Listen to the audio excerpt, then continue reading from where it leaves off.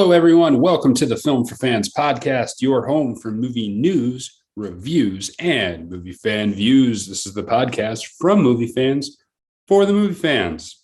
I am your host, Ryan Dunlevy, and joined once again by my co-host, Rob Dunham. Hey, everybody. We have an excellent show in store for you, and we're going to get right into it. We're going to talk about box office updates, a little bit of Shang-Chi and the Legend of the Ten Rings. We're going to talk about maybe everyone should just be listening to Christopher Nolan. Maybe. Mm-hmm. And then we'll follow that up by people who are not listening to Christopher Nolan. And we will, of course, do our watch list. And we're going to do a special thing where we're going to rank order franchises. We're going to attempt to rank order franchises by their box office results. So that should be fun. Let's jump right in. Box office results from this past week. We have a new number one for the first time in 3 weeks, and that is Candyman. The Jordan Peele horror movie made $22 million in the box office in its opening weekends to top the charts. Followed up by a very strong showing once again by Free Guy at $13.2 million. Paw Patrol keeps ticking along at $6.7 million. And Jungle Cruise coming in fourth. And it's been out for like 6-8 weeks at $5 million. And Jungle Cruise has now crossed the $100 million line on domestic box office, which is very impressive currently and under current circumstances. So, Rob, what did you make of the box office results from this past week? I'm not surprised, I guess, that Candyman did so well, because one of the things that we've seen in the box office, and we'll talk about this a little bit later in an article we're going to look at, is that horror movies have seemed to do pretty well, especially compared to budget. And I think that's kind of been a general trend over the last few years, but it's really apparent now when there's not a whole lot of demand for people to go out to the theater necessarily.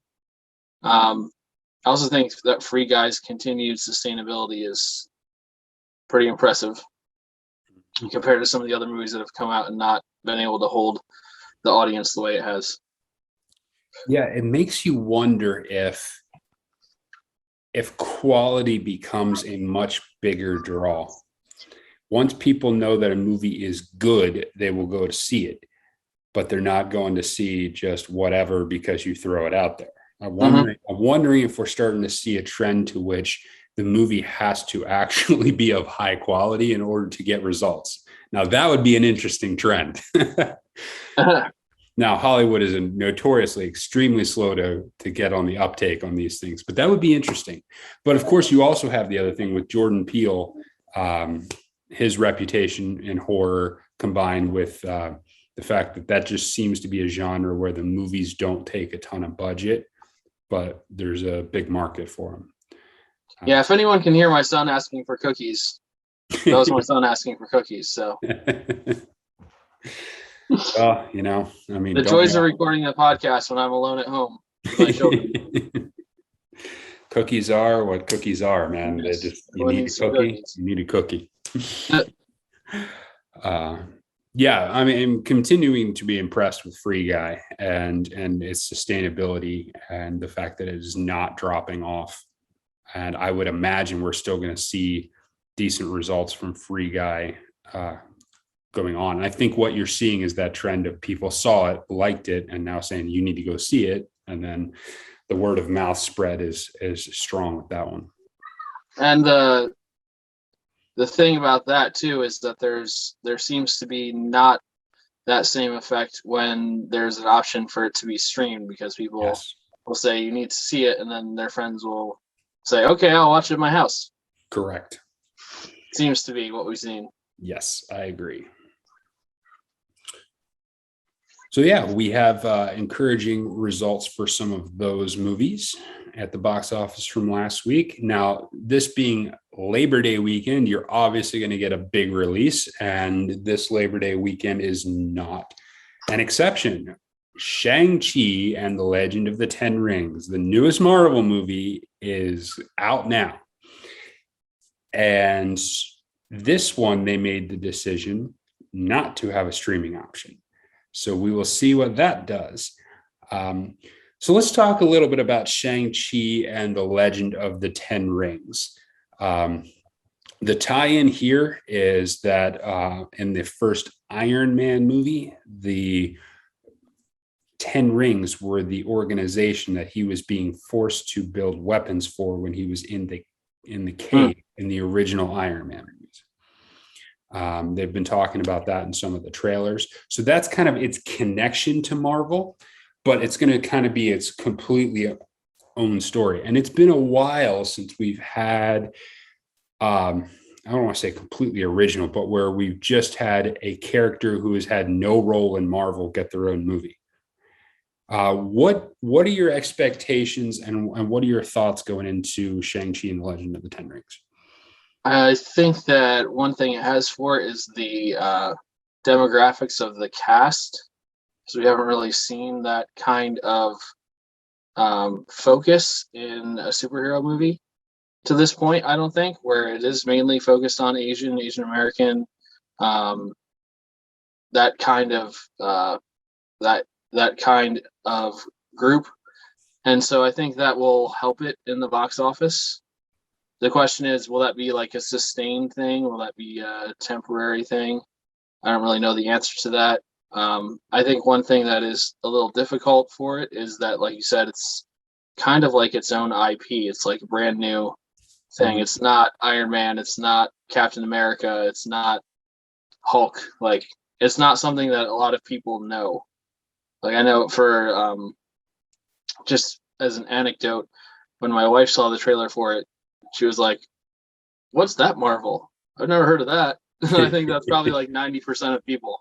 Mm-hmm. So it'll be interesting to see if it gets that word of mouth like we were talking about, because like we said, since it had a streaming option, Black Widow really suffered, I think, in word of mouth, because I thought it was a really good movie that if it was only in the theater, a lot more people would have gone to see it because people would have told their friends about it and they would have wanted to go see it. So we'll see if it has that effect in this movie or not, because in the past with Marvel, we've seen properties like Guardians of the Galaxy, as one example, that were not well known, that people didn't know much about, that became huge hits because they were well done and people talked about them.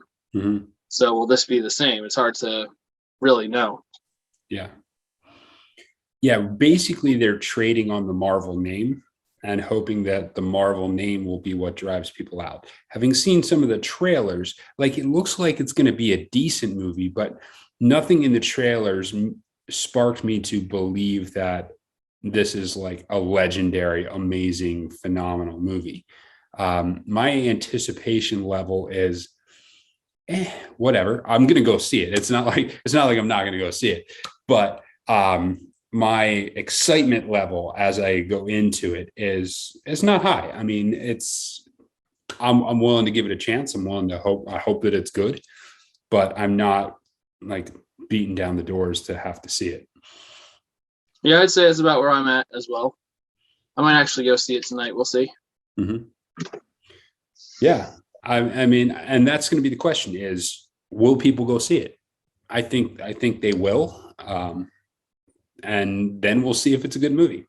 And if it's a good movie, I think it'll have a good run. If it's average or okay, I think you'll see another drop off, but we'll see. So that's Shang-Chi and the Legend of the Ten Rings, out in theaters this weekend. This one does not have a streaming option, as I think I said that earlier. So yep, you got to go see it in theaters. All right. So that's the box office. Let's go on to a couple of other stories. And you brought this one to my attention. A Forbes article recently put out says, is basically revisiting what the thoughts are about Tenet and its box office results now that we have basically another year of movies post Tenet.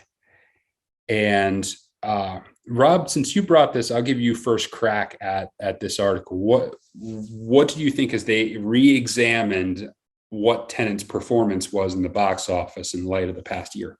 So when Tenet first came out, it was viewed as like a massive failure because it didn't make What do you remember what it ended up making I domestic? have, yeah, 363.7 million worldwide on a Yeah. $200 million budget.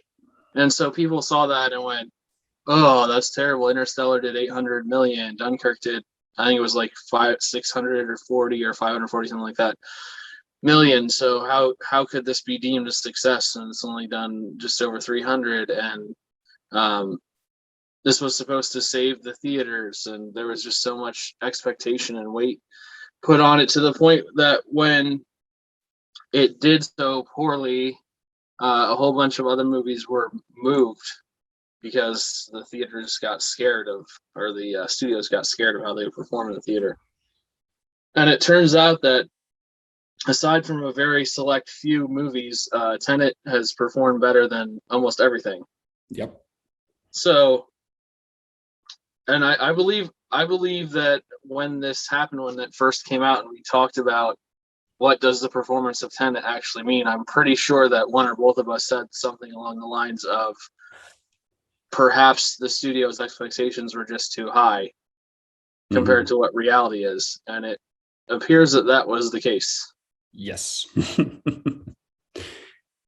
And I think I can sum this up by saying Christopher Nolan is right and everyone else is wrong. When Christopher Nolan says something, you listen. So when Christopher Nolan says, no, you need to put this movie out and you need to put it out in theaters, listen to him. And when he says things about the movie industry, listen to him. I think that's the moral of this story, Yeah. is listen to Christopher Nolan. This podcast is not sponsored by Christopher Nolan, although it feels like it a lot of the time. I know. I just started reading the book on him, the Nolan Variations, and yeah, it's fantastic. But I think especially now with the more recent trend of us seeing the damage that streaming has done to the longevity of bigger movies at the box office, I think Nolan hit it exactly on the head, that if you make a good movie, if there is appeal to your movie, if you are a big director and you put it out, you're going to make money on this movie and people will come to the theaters to see it. But you have to do it right. And I think the studios continue to take the wrong message and the wrong tack on some of these things. And I think you're seeing that Christopher Nolan is every bit the draw that we all thought he was, even in a difficult time, because this came out literally a year ago. So, I mean, despite what you think about the virus and what everything is going on, we are at a better place. There's a vaccine now. And so the fact that he was able to do what he did with that movie in that environment that we were in a year ago, I think just really sparks to the fact that the lesson should have been from studios to reset based on Tenet, not to view Tenet in a disappointing fashion. Yeah, absolutely. Yeah.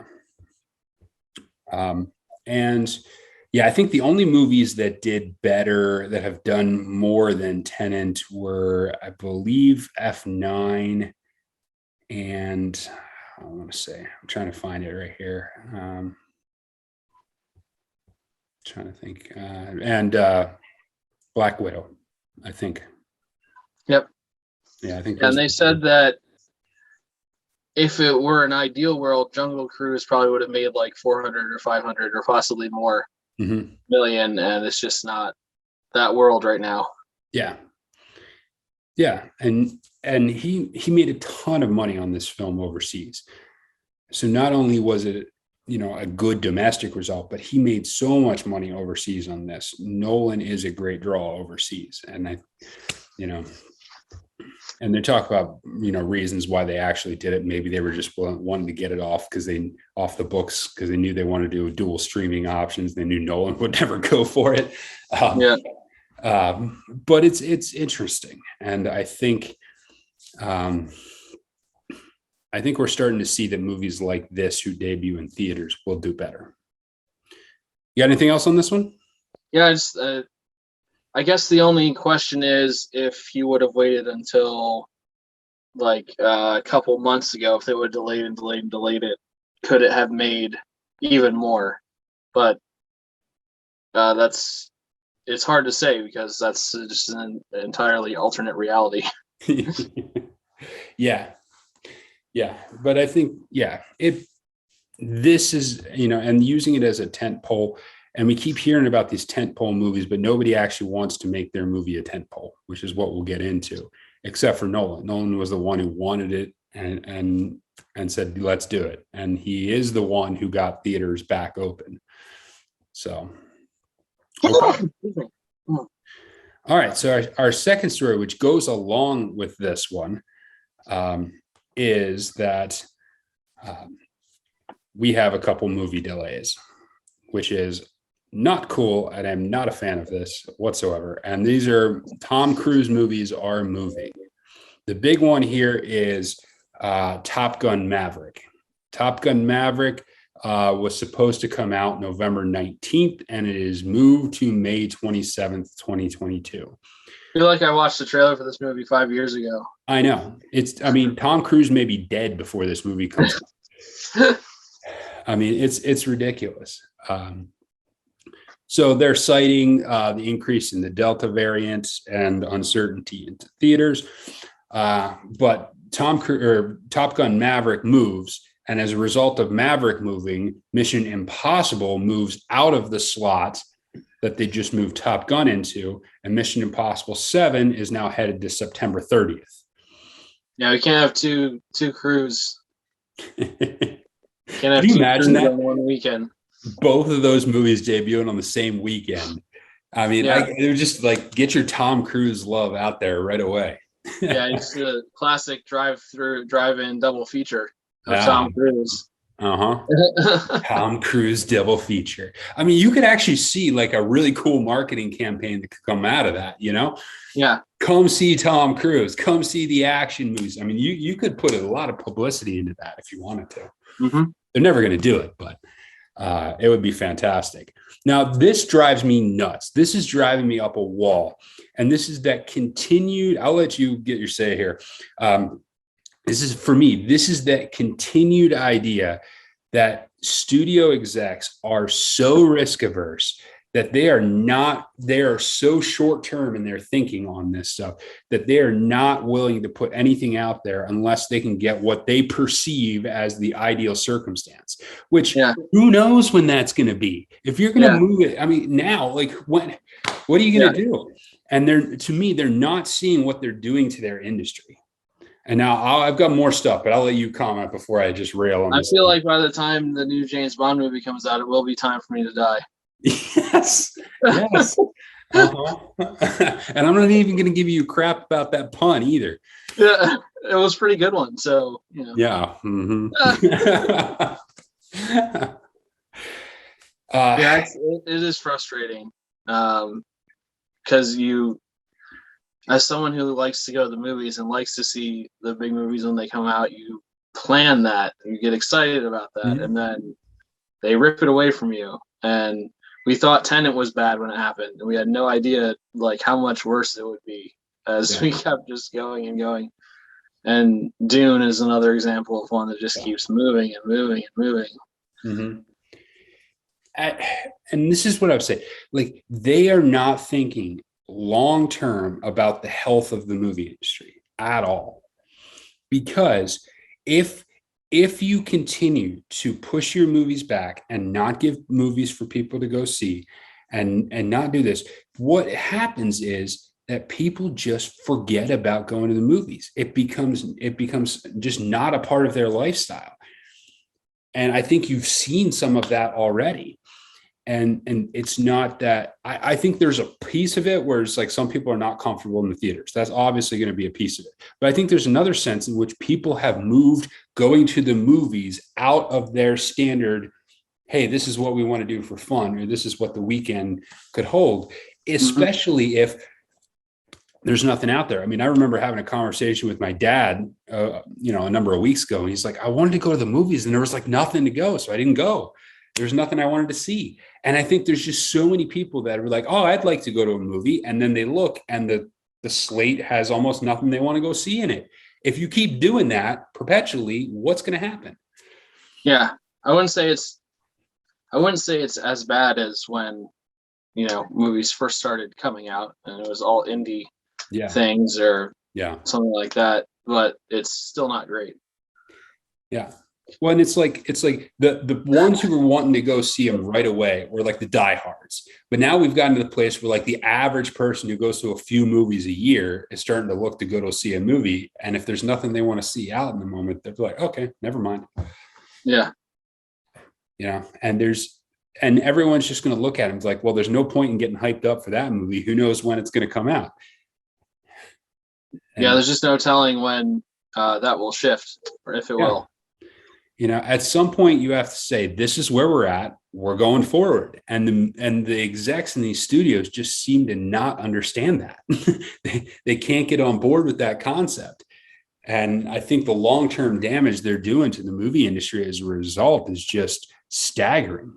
And I don't think we even know the depth of that at this point going forward. Yep. It'll be interesting to see what happens when we're back in the real world, if that ever happens. If we're ever allowed back in the real world, who knows? Yeah. You got anything else on this? I think I'm done. Yeah, I don't. You done ranting and raving? Yeah. The lunatic. And the article, which we'll link to, basically says, well, at least some of these other movies coming out have the dual streaming option. And I'm like, have you guys not been paying attention to the results, the dual streaming option? Like that's not working out so well. But we still have, it looks like, I think so far Bond is committed. Like Bond is fully in and committed in October at this point. Now, I am not going to be placing any wagers on that coming out on time. But so far, it seems like it's still committed. If that happens, I'm pretty skeptical. I'm to the point where it's like until I'm sitting in the theater and I see the credits come up, I'm thinking they're going to pull this thing. Yeah. Like literally like up until the moment the movie actually gets on screen and I'm in the theater. They play all the trailers and then it just comes up. Sorry, just kidding. Sorry, we decided it's too late. Yeah. So we'll see. We'll see what happens.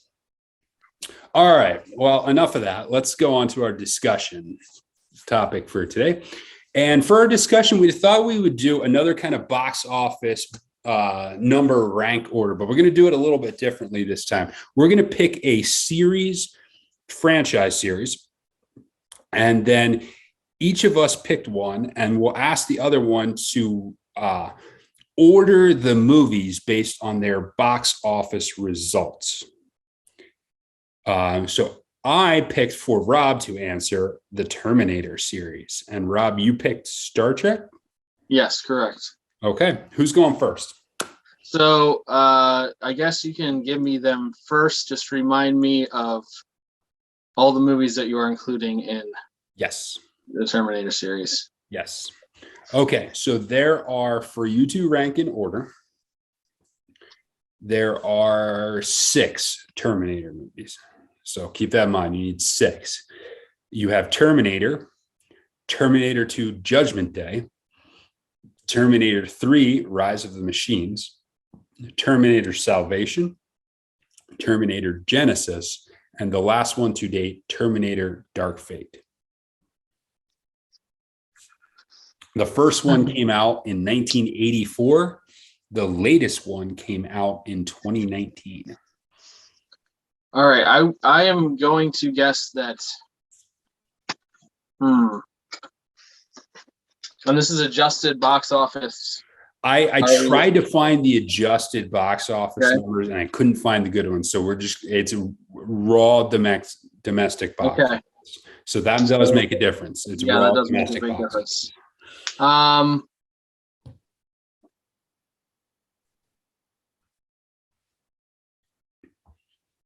I'm going to guess then that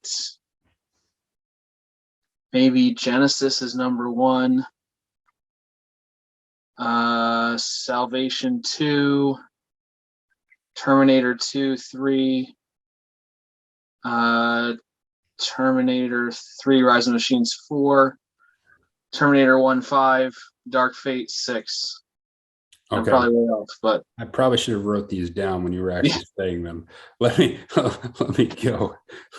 So you well, my said, guess was Genesis was number one. yeah, Genesis, and then you went Salvation, Salvation, then then Terminator 2, 2, Terminator 3, Terminator 1, and Dark Fate. and Dark Fate. Okay. Here is the order. Number one, actually, let's go in reverse order. We'll go in reverse order. So, lowest on the domestic box office, Terminator. The original Terminator made $38 million. I figured it would be low. I put it next to last, but I figured since it was the very first one, it wouldn't have. You were not that, but you weren't that far off. That wasn't a bad call between that, because the next lowest on the box office is Terminator Dark Fate. The newest one was the second lowest. So you had that correct. You just had, figure in that the original one would make a little more. So that made 62 million. Okay. Dark Fate made 62 million. Next lowest, Terminator Genesis at 89 million. Interesting. Yeah, 89 million. Then that brings us to third. Third place was Terminator Salvation, which I'm surprised that the newer ones didn't make more for going by straight numbers. The last two really didn't have the appeal. I thought Genesis was actually a half decent movie, but I think everyone just kind of panned Dark Fate. I think the franchise is experiencing a little bit of a malaise, I would say. But yeah, so Salvation made 125 million. Next was Terminator 3, Rise of the Machines at 150 million. And number one, Terminator 2, Judgment Day, widely considered the best of the market. Yeah, and I would have. Yeah, that's why I picked it third, because the only reason why I put it behind the new ones was because I thought the new ones just made more money by virtue of being new. But right. They didn't. Yeah. So unfortunately, I don't feel too bad about that. Yeah. No, your guesses were logical. Unfortunately, none of them were in the right order. Unfortunately, they were all incorrect. But I can see your reasoning behind why you picked each of them. So since there are about 1 billion Star Trek movies, I'm going to give you the 5 that are in the top 5. Okay. And this is adjusted domestic box office. And I'm going to give it to you by the year they came out. So Star Trek 1979. The Wrath of Khan, Star Trek 2, 1982. Star Trek The Voyage Home, says Star Trek 4, 1986. Star Trek, the new one, 2009. And then Star Trek Into Darkness, 2013. Those are the 5 movies that are in the top 5 adjusted box office for Star Trek. And I just gave them to you in the order that they were released, not the order that they are. Yes, because that would be not fun for the game. Ruin the point of the game. Okay. Here's what I'm going to do. I'm going to do Star Trek 2009 at number 1. At number 2, I will do The Wrath of Khan. 3, I will do Into Darkness. 4, I will do Star Trek, the 1971 version. And 5, I will do Voyage Home. Although I might be wrong on the original Star Trek, because that might be a lot higher than that. You can be good at feel good about yourself because you got the number one correct. Star Trek 2009. Yeah. Had the most gross domestic adjusted box office, 314.8 million. Second was actually Star Trek 1979. Okay. See, 301.2. After I was already done with the list, I'm like, wait a second. I think I remember that made a ton of money. It was a terrible movie, but it made a lot of money. Third is actually The Voyage Home, Star Trek 4, 270.9. Yeah. Fourth was Into Darkness, 254.9. and then fifth was The Wrath of Khan, which you had guessed was second at 245.9. So they not a huge difference, to like $50 million between the top four. So it's not, it's not really a huge deal. Yeah. Now, my other question for you is, what do you think is the least grossing domestic adjusted box office Star Trek movie of all time? That's a good question. I would guess that it's Insurrection. It's actually Nemesis. Is it? And Nemesis. That's what I meant. That's what I meant. Yeah, I meant yeah. Nemesis. Yes. Nemesis sorry. only made That's on me. Nemesis only made $68 million adjusted box office, which I'm sure you're like not happy about because you love that movie. So. Nemesis, yeah. That one, that's the one I meant, Star Trek Nemesis. Yeah. And it was, that one it was on the verge of being great, and it just wasn't. And it had Tom Hardy. And it had Tom Hardy as the bad guy. It's so like they had a concept that really could have worked. If they had made it like 10 years later when everyone knew who Tom Hardy was, it probably would have been way more impactful. Yeah.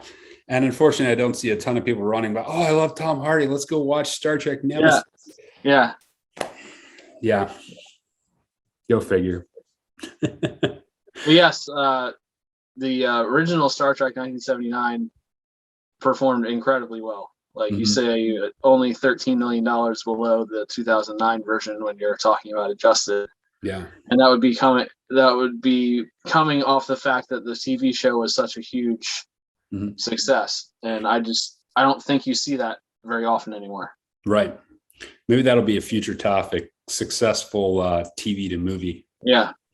Yeah, I think the original Star Trek would probably have to be the best of that. Yeah, absolutely. I would think so. Funny story about this. They were actually developing a second TV show with some of the original cast. Kirk was not going to be involved, but Spock would have been. So they were actually developing a second one. Then when Star Wars came out, and they saw there was a huge market for sci-fi movies, that's when they shifted gears and went to start producing movies. And they ran through those for a while and led up to The Next Generation, which is also a very acclaimed TV series. Absolutely.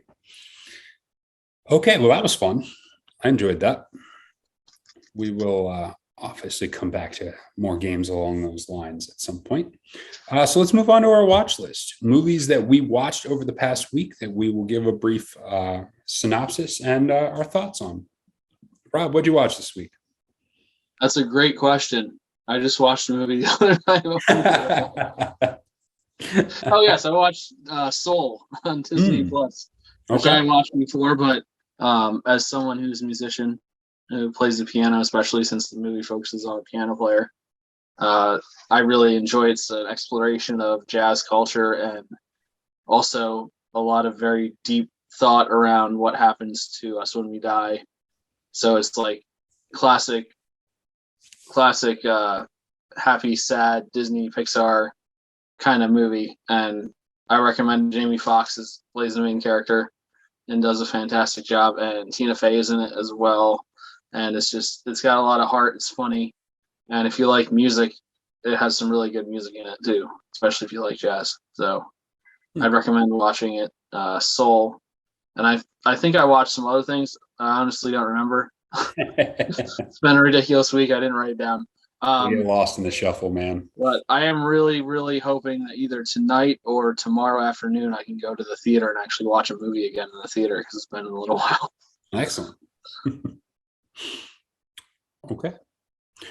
For me, I watched 2 movies, and so I'll focus mainly on Free Guy. You have not seen Free Guy? I have not seen it yet, but go ahead. So I will try to avoid large-scale spoilers. Basically, I thought it was excellent. I thought the vibe that you got from the trailers was exactly the vibe you got in the movie. Ryan Reynolds is, of course, Ryan Reynolds. There's not any mystery what you're getting from him, but it still works. Eventually, I think sometimes your shtick runs out, but he is not at that place yet. What's fascinating to me about this movie is it is a movie that can only happen in the era that we're at right now, because it takes some assumptions about the computer world, like the whole idea of NPCs. 10, 15 years ago, you'd have a very, very small amount of people who knew what NPCs were. The fact that it just basically relies on you understanding the basic realm and the basic world of video games, things like even Grand Theft Auto is the first that comes to mind. The fact that it takes the assumption that you understand that world and doesn't do a lot to explain how all that fits in. It just assumes that you have at least a casual understanding of those things. And that's something that just could not have existed 10 to 15 years ago, maybe even sooner. I think there's a hilarious clip going around of an older woman. I think there was a family who accidentally went to see Free Guy. Yeah. And they interviewed this like older woman about her thoughts on it. And it's something else because she has no clue about the video game world, any of that stuff. So that's been going around. But in terms of that, I thought the acting was excellent. YTD was his typical self, although I don't think he was as funny in this as he is in a lot of it. But I think that's partially because he was supposed to play kind of the jerk. And so I think he had to rein down the humor a little bit, because you're not supposed to like his character, but he's still got his quirky stuff in there. Jodie Comer, I thought, was excellent. Comer, I think Comer. I don't think there's an R in there. I thought she was very, very good in her role, and it really does play to the spoof of the video game. The vast disparity between the video game world and real life, and how they do not mesh well. I thought that was good. And the plot was actually surprisingly engaging, I would say. Yeah, I would say that'd probably be my one worry going into it, because it looks very focused on visuals, which, you'd expect in a movie about a video game universe. Yeah, and they did a good job bringing a level of heart to it, and actual character development, which I thought I wasn't sure that they were going to be able to pull off. And I think they did that better than expected. Now, I mean, I wouldn't say it's a legendary all-timer, but it's quite good. So that's Free Guy. The other one I saw was Harry Potter and the Order of the Phoenix. I've been rereading the books, so once I finish the book, I go watch the movie. Nice. The Order of the Phoenix is the one where they finally did something about Harry's hair, because his hair was so ridiculous in the Goblet of Fire. And they're finally like, okay, we need to give Harry a legitimate haircut. And so that's, if you were looking for the deep analysis of Order of the Phoenix, Harry gets a haircut, and it's a positive development. Nice. Just for that. Yes. But Order of the Phoenix, one of the things I love about the Order of the Phoenix is how well they cast, especially the role of Dolores Umbridge. The actress they found to play her portrays exactly what her character is in the book, and you're just so annoyed at her and you hate her, and like that mousy little, like, false laughter, false niceness. I mean, just had that down to a T. It was a standout performance. Sometimes the characters you hate, you don't necessarily want to give credit to it, but the reason why you hate them so much is because they're doing such a good job of acting. So I thought it was one of the more standout performances of the series was the acting of the woman who played Dolores Umbridge. Yeah, what's great about that character is if you're watching through the series, like in order, you're like, oh yeah, this series is so great. I remember loving this. Oh, it's so good. I love this. And then she shows up and you're just like, oh yeah, this person. Yeah. I hate this person. Mm-hmm. Yeah. Uh-huh. And I think as I'm going, this is the second time I'm reading the books, and I've seen the movies a bunch more. I think the one thing the movies have done is they've done a good job taking out the rough edges of the books at times. Like one of the things I found is Hermione is significantly more annoying in the books than she is in the movies. Like they managed to round that down a little bit and smooth that rough edge. And the same thing with like the Order of the Phoenix. Harry is just so angry the entire book. And he's so ridiculous and angry the entire book. And they show that because that's a part of the storyline. But they don't take it so far where it's just ridiculous. Like sometimes I think the books got a little too deeply into some of that stuff and they were able to smooth that down a little bit. Okay. Well, that was what we watched this past week. And we will close out today with a recommendation. And with the upcoming football season, NFL season, you've got college football starting. You still have the summer sports going on. It's a great time to recommend a sports movie. So, Rob, recommend to us a sports movie. It's possible I might have recommended this movie before because I think I recall possibly doing that, but I don't have time to go back and watch every single episode you've ever done. But sports movie for me, the hockey movie called Goon, stars Sean William Scott and Jay Baruchel. Written, I believe, by Jay, and just a really funny witty look at what it means to be the guy who beats other people up on a hockey team and what it's like to live that kind of life in the minor leagues, not making it to the big time and just going to these small arenas and being the person who's in charge of beating everyone else up. And the struggle involved in that and the lack of security involved in that. And it does a really good job looking at connections between teammates and finding humor in that whole universe of minor league hockey, which there have been some other really good movies done in the same area, but I really like Goon. There's also a sequel that was decent, but definitely the original is the best one. And I'm going to recommend one that maybe I've recommended before also, Moneyball. I'm going to go with Moneyball. I thought about going with Major League, but I decided to go with Moneyball. And I think it's a seminal movie because it explores the story of some of the first ones out of the gate with the analytics. And now basically almost every sports team, and particularly in baseball, has an analytics department, runs their stuff based on analytics. Things like the shift that have just absolutely taken over baseball. Some of that stuff began in Oakland, and the emphasis and actually committing to building a team around that came in Oakland. And that movie is a story of that, how that came out. And it's just such a brilliantly done movie. It's an excellent script. Brad Pitt is amazing. The way they tie it in to what's actually happening and the moments and what it takes to kind of be the first ones out and the level of courage it takes to stick to a vision, I think really, really shows through on it. So that's Moneyball. And that is the show. Thank you, everyone, for tuning in to Film for Fans. Make sure you rate and subscribe and tell your friends about the podcast. And until next time, enjoy the movies. Love how my